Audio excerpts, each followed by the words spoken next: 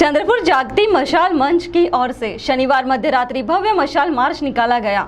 यह मशाल मार्च किस संदर्भ में निकाला गया, जानने के लिए देखते हैं यह खबर।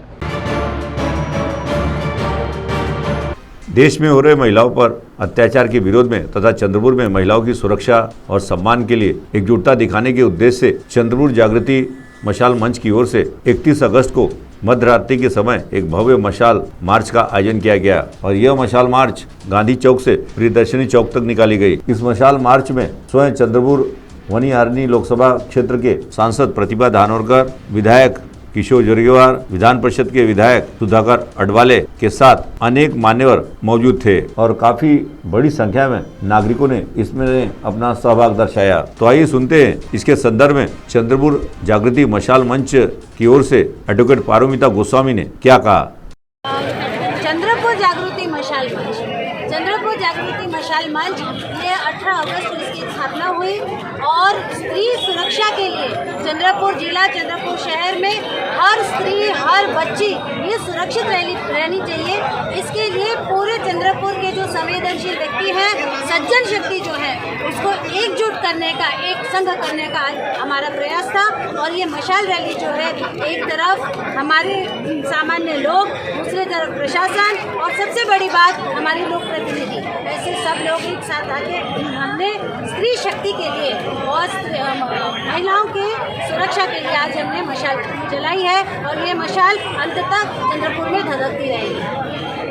या देशामध्ये मागच्या काही दिवसांमध्ये रोज अत्याचार होत आहे। असं नाही की गॅपने अत्याचार होत आहे, रोज अत्याचार होत आहे।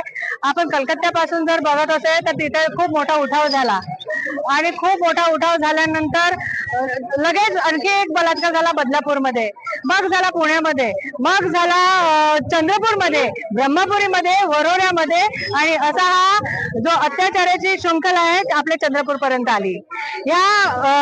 याचं कारण आहे, आमच्या रॅलीचं कारण आहे, या मशाल मोर्चाचं कारण आहे की मुलांवर संस्कार व्हावे।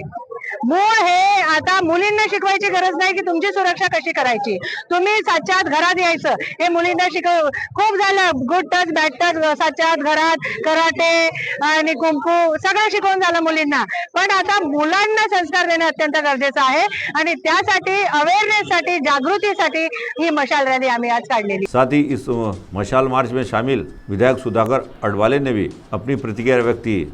पक्षीय आज मशाल मोर्चाचं आयोजन करण्यात आलेलं आहे आणि आज हल्ली देशामध्ये आणि महाराष्ट्रामध्ये महिलांवरती, मुलींवरती जे अन्याय अत्याचार होताना दिसत आहे, त्या अन्याय अत्याचाराला कुठेतरी बंद पडला पाहिजे, बंद झाले पाहिजे, या दृष्टीनं चंद्रपूरकरांनी एक शांततेच्या माध्यमातून एक चांगला संदेश दिलेला आहे की हे अत्याचार थांबवा। आपण बघितलं असेल की आज बदलापूरमध्ये जी काही घटना घडलेली आहेत ते या गोष्टीचं कुणीही या ठिकाणी समर्थन करणार नाही।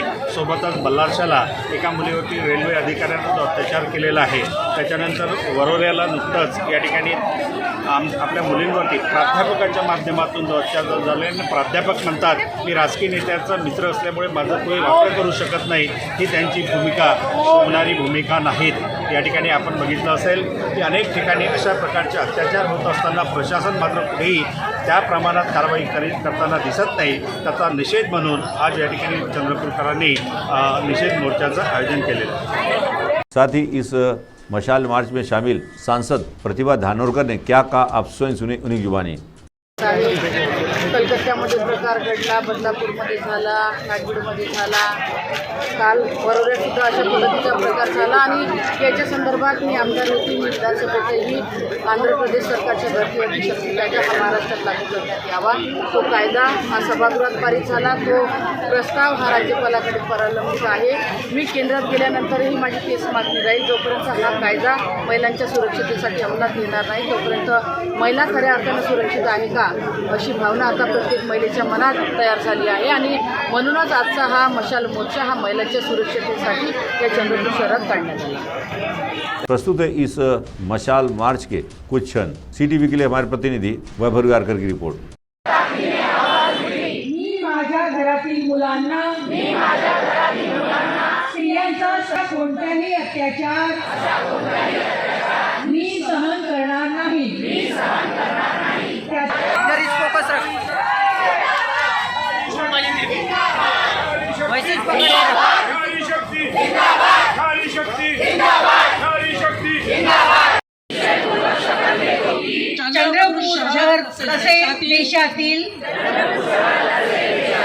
प्रत्येक स्त्री पुरुष नागरिक सन्मान